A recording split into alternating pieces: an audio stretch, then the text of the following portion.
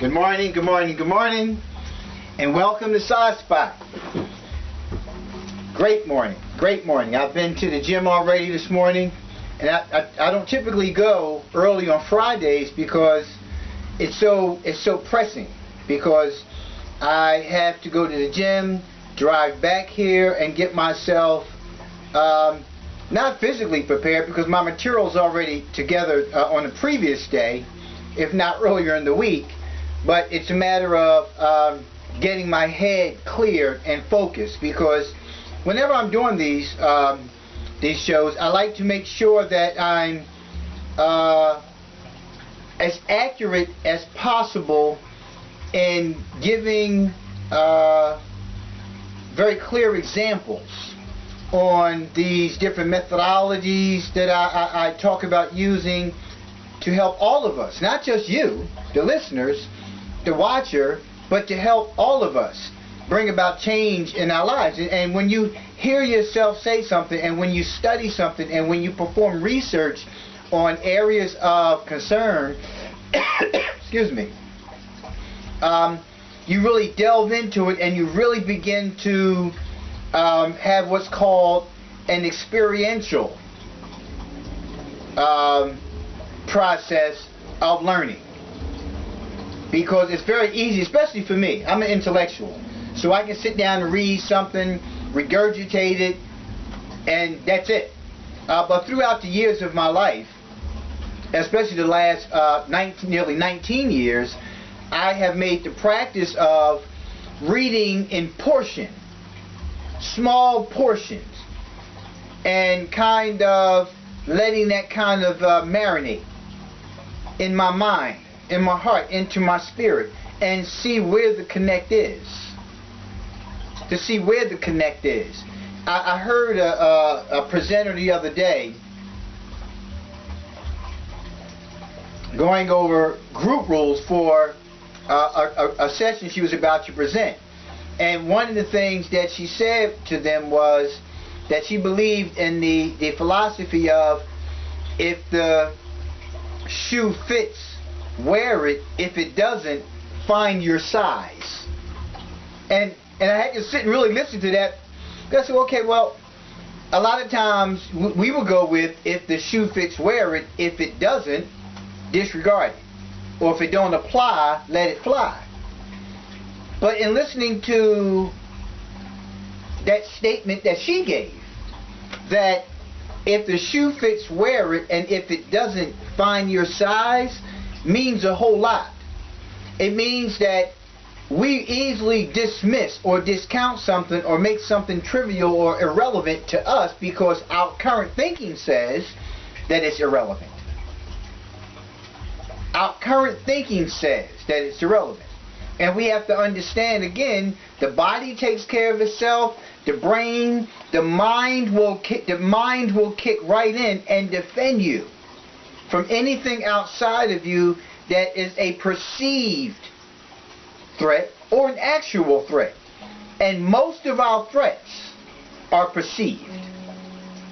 They're perceived because we have been conditioned throughout the period of our lives from in the womb to date.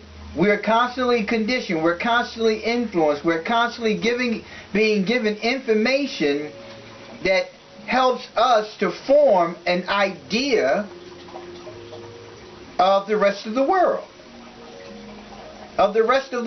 But most importantly, to focus on what this discussion is about, it's about the self-concept. So everything that happens, everything that has happened, made you who you are today. Everything. And this is not a matter of blaming somebody or blaming something for why you are the way you are. What you have to begin to look at is why you internalize events in the manner that you have. And for those events that you have internalized to the degree of being oblivious to how it's impacted you, that's really important for you to begin to look at those things, because These are the things that are stuffed down inside of you. These are the things that exist without your knowing, in the unconscious. And I say the unconscious because it's there. You know it's there, but what you have done within yourself is found a way to protect yourself from confronting that. I'll put it that way. From confronting that within you. For a variety of reasons, we avoid a lot of things. Fear of going through those emotions all over again. Some of us have a fear of getting angry and our anger being unmanaged. And it just kind of turns us into who we don't want to be. So sometimes we suppress it and don't address it and begin to feel safe. But then we avoid every situation that makes us feel that way. Because when we feel that way, we become who we don't want to be. Just think about that for a minute. Think about a situation or situations that you find yourself in, and every time you find yourself in those situations, there's a pain in your heart. There's a discomfort within your being.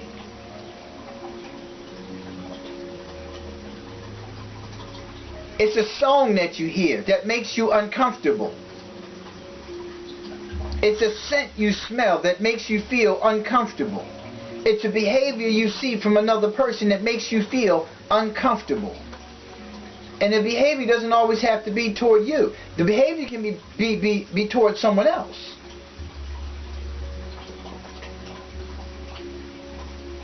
I was having a discussion with a brother the other day after I got finished attending my religious service. You know, I kind of spoke to him about an unrelated matter. Then we began to have a discussion about how people, this is what the term used, how people tend to impose themselves upon others. And first thing came to mind was the show that I had did last Friday. And as he and I were talking, I was sharing my view. And every time I shared my view on something, he would tell me, well, no, it's not that. It's not this way, it's that way. And all the while now we're having a discussion about how you impose your own thinking and being upon somebody else. And how we shouldn't do that. But he didn't even hear himself doing just that. If I said that I dislike something, that for instance, we were talking about geographic locations. And I was talking to him about the fact that I didn't like cold weather. That I hated the cold weather. He said, well, no, it's not that you hate it, it's that you have outgrown it. I said, no, I hate the cold weather. So I want to move to a geographic location that's warmer. Then I said something else regarding relationships. And he said, no, it's not that, it's this. And I'm standing there saying, well, we're having a conversation on how we impose ourselves upon others. And here you're standing, you're not even hearing yourself doing it. You're not listening to what I'm saying. You're not hearing what I'm saying. You're listening to what I'm saying, and you're reacting to it. So you're imposing your own value, your own belief, your own interpretation of things upon me, and not even hearing what I'm saying. Because you have to be there. You have to be in the position of correcting people, of being right, and not even seeing it. Not even seeing it. And this is the same person who is actually in one of the classes that I attend, and that's what he does throughout the entire class. Never take the information. Always have to have one up. You know, you meet those people and you say one thing and they say, oh no, see, you got to. It's not that deep. And when you make things that deep, you have to ask yourself why. If you find yourself always in a predicament where somebody's always saying, hey, well, listen, can I talk? Can I tell my view on it? You know, you don't discount other views. You want to hear the views of others. But you also want to be heard. I got that part. I got that part. But when somebody's view is always wrong, or somebody's view is never acceptable to you, there's something wrong with that. There's something wrong with that. I always encourage people to take a look at, and I use my own self for an example. If I'm in a debate with my woman about something, I'm a person who wants specifics, but I don't want specifics because that's what satisfies me. I want specifics because if there's something that needs to be changed on my part, I need to make that change. But I also want you to see, and you being specific about why that's important to you, because I need to know why it's important to you. You need to know why you make it so important to you, and I need to let you know how I internalize what it is that you're presenting to me in a behavior. Because we need to understand, well, there's a reason why I react this way to that behavior. There's a reason why you react this way to this behavior. And we need to know why. Because if we don't get to the root of why we keep finding ourselves in the same predicament, confronting the same behavior, then the end is inevitable. And I tell that to anybody. Anything in a relationship that lingers, that goes unresolved, will only resurface more intensely, and at some point in time, it's going to terminate. That's just for me. Now, I don't know about you. I don't know how you think in terms of continuing to be faced with the same unresolved content in a relationship. You have to resolve it. And it's best to resolve it immediately. Immediately. So we kind of wrapped up. We talked about the existential self. We talked about the child realizing that they exist separate of the rest of the world. And that's where the self-centeredness of a child comes from. We talked about the categorical self, where we talked about male, female, tall, short, dark, light skin, dark skin, hair color. We talked about all those things towards the end, and the bottom line on that episode was that many of us haven't even scratched the surface of who we are, because we have adapted so easily to everything around us. To everything around us. Materialism. Being like another person other than ourselves. Mimicking, athletes, recording artists, everything, mimicking everything around us, to the point of some of us are bankrupt.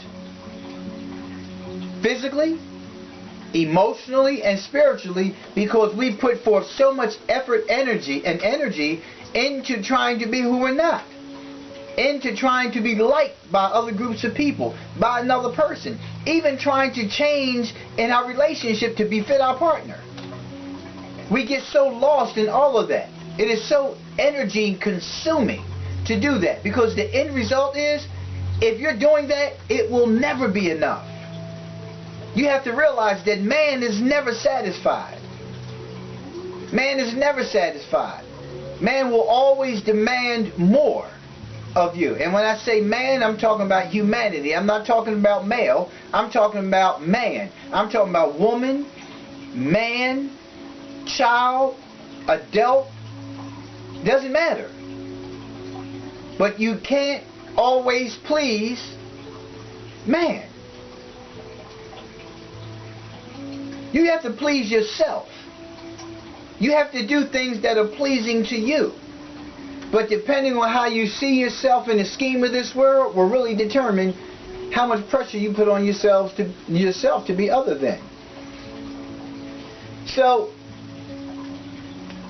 one of the things that I want to look at is in the physical description, you know, how you see your physical description. All right, and this is really something that we want to look at in our day and age today, because one of the things that came up in a conversation I had with someone was regarding what's up with the blonde hair. Why are all the black young women and older women, but a lot of the black young women wearing the blonde hair, the platinum blonde look, the colored hair, the pressed hair, the unnatural hair? And again, I'm not giving you my biases on it. I'm just, it's a question. It's a question that you have to begin to ask yourself. You know, why do so many young black women feel the need to color their hair to look unnatural? And I'm not saying unnatural is ugly, any of those things like that. The question is the identity. Why do I see the need to make myself look like this? Why do I see the need to make myself look that? Whatever your preference is, your preference is. The question is why? Why do you want to look that way as opposed to this way? Why do you want to change your eye color? Why do you feel the need to wear light blue contacts, light green, hazel, light brown contacts as opposed to your natural eyes? Why do you feel the need to have Botox and all these other things injected into your body so you can look like? Why? Why are you not satisfied with your look, your image? What is it about you, your image, that you dislike, that you have to make all these alterations to it? Why? Even if you are a performer, even if you know are in the performing arts, and or you're recording artist or something like that, just a stage. I got the stage present piece. I have that. I understand that. But when you start looking at recording artists and other entertainers, and you start looking at them and you begin to emulate them, that says a lot. Because you don't know anything else about them, but you begin to look like them. And that's what you're happy with. You're happy with looking like someone other than yourself. When we start looking at social roles, we are social beings whose behavior is shaped to some extent by the roles we play. Such roles as student, housewife, or member of the football team not only help others to recognize us, but also help us to know what is expected of us in these various situations. And I mean, one of the things you'll find about me is if you ever meet me on the street, I'm the same way. I'm the same way you see me in front of this camera. I'm the same way that you see me at work. I'm the same way when you see me at home. I'm the same way all the time. I'm consistent. I'm consistent. I'll laugh and joke with you at work. I'll laugh and joke with you at home. I'll laugh and joke with you at a business meeting. So why do we change in different environments? Why do we change when we're around certain groups of people? Why do we allow the how do I say this? Why do we allow particular environments to guide our behavior? Think about it. We understand that there are certain etiquettes in certain environments. I got that piece. Okay? I do. But I'm a real person. Because I'm in a corporate meeting doesn't mean that I can't smile. It doesn't mean that I have to sit up and act haughty and be arrogant. I'm confident. I've been in human services for nearly 19 years. I'm confident in what I do. I'm saturating myself on a regular basis with the information that's relevant to my practices. So I'm very confident at what I do. So if you perceive my confidence as arrogance, whose issue is that? An arrogant person is closed-minded. An arrogant person can't internalize, can't bring in anything to themselves because it's all about them. Because it's all about them. So if I am perceiving someone as being arrogant, am I accurate in that description of them? For one. And for two, are they accurate in their description of me? A lot of times we try to use too many cliches to attach to another that is not even relevant to the other. It's not. Going back to where I began. If the shoe fits, wear it. If not, find your size. Again, just listen to the statement. It makes sense in a situation that's relevant. That's relevant. Because again, a lot of times we'll hear things, somebody will say something to us and tell us things about our character, and we automatically dismiss it. But I like to know. And that's why I make an assessment of my day throughout the course of the day. After an incident, after an interaction that didn't really go well, after I do lectures, I assess myself. At the end of the day, did I help somebody? It's important that we do these things. It's important that we learn ourselves, because if you want to discontinue a cycle of harm upon others and yourself, you really want to start taking a look at how you're reacting to some things. And I'm a person, I'm very analytical. I'll see things and I'll pick up on things. I'll pick up on your behavior towards me. I'll pick up on the attitude towards, and I'll call you on it. I'll call you on it. Gently, but I'll call you on it. Either verbally or non-verbally. You'll get called on your behavior. Now what you do with it is entirely up to you. But only arrogant people dismiss things as having no relevance to them. Only arrogant people. Because if I'm in tune with who I am, I know what I'm capable of doing. I know what I'm capable of doing. I used to be that arrogant guy. So I know that at any given moment, that person can creep out in certain situations where I feel the need to defend myself, where I'm feeling less than, where my self-esteem is at a low. I know what I do. And when I react that way, I don't like it. And I have to fix it, not only with the other person, but I have to fix it with myself as well. But I'm not going to own what doesn't belong to me.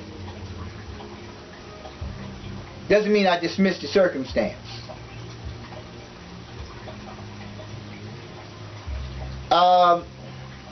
Personal traits. Again, I talked about this in the other session. I'm impulsive. I'm generous. I tend to worry a lot. You start looking at traits of yours, and you start looking at how they affect relationships with others.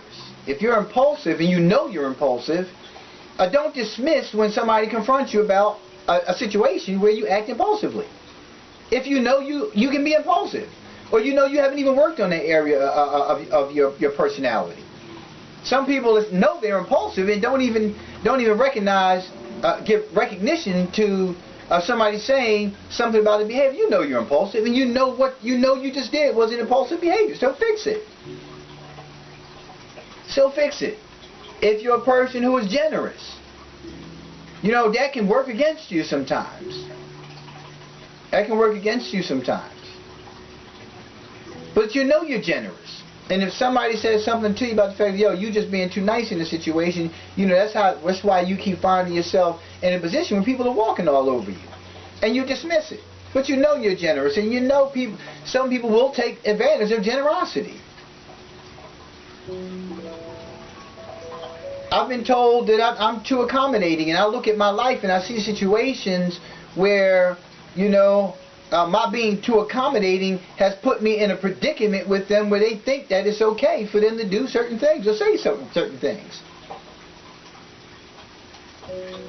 And I pay attention to those things. And when it was said to me, though, I was like, no, I'm not. You're supposed to be this way and that way to your partner. That's what you're supposed to do. You know, what's wrong with that?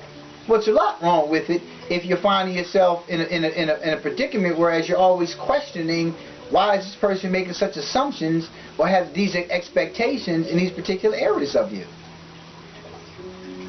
So it was a wake-up call. Like, oh, well, wait a minute. Maybe you got a point there. Existential statements, and these abstract ones. You know, these can range from I'm a child of the universe to I'm a human being to I'm a spiritual being. You know, these are descriptions of who you are. These are descriptions of who you are and what you tell yourself. What you tell yourself will dictate how you act. I'm a human being. If I tell myself that's the existential self. If I tell myself I'm a human being, that means that I know I'm flawed. That means that just because I know that I'm a human being doesn't mean that it's okay for me to exaggerate my flaws in action. Justify my flaws. No. But I'm not going to let you beat me down because I made a mistake. And it would be nice if you treated me like a human being, and understanding that I have faults and flaws just like you do. But I also understand that other people don't see themselves that way. And some may see themselves as being a human being, but think that they're a superior human being, that they're more superior than others because they have more knowledge about a particular area. That doesn't mean that you're more superior to me and a human being. That means that this is an area that you chose to delve more into and get more of an understanding than I, or maybe your understanding is just different than mine. But if you're open, the information that I can give you about that particular area may provide a more of a foundation of equality. So we talk a lot about self-esteem. The bottom line on it is we have to look at where we're at. There's low self-esteem, there's high self-esteem. When you start looking at your self-concept, what are you telling yourself about you? If you're telling yourself you're too thin, what are you doing to make yourself bigger? And you're bigger. What you do doesn't always mean in weight gain. You can make yourself look bigger because you increase your knowledge of something. You can make yourself look bigger because you have done things to make change to be more intimidating to somebody. Carrying a gun makes some people feel bigger. There's a lot of things that we go into that aren't always positive. And the same thing with high self-esteem. Sometimes we can have very high self-esteem, and high self-esteem is good. Keep it real. Keep it spiritual. Because when you go to the point of being harmful to others, then you have to see what it is that you're doing to the self-esteem of others. Because you don't want to bring others down. You don't want the self-esteem of others to go lower. You always want to build people up. So if you have high self-esteem and you've got to the point of high self-esteem because you did these kind of things, offer these same things to others in terms of building them up. So we're at the hour again. I can just go on and on and on about this topic, because this is a topic that has been important to me for nearly 19 years. Looking at myself. Looking at myself. 10 seconds. And I want you to listen to these episodes and begin to ask yourself some questions. And when you're asking yourself those questions, ask your child to ask themselves that question. Thank you. Enjoy your day. So glad you joined me at SoftSpot. I look forward to seeing you again. Be safe. Peace.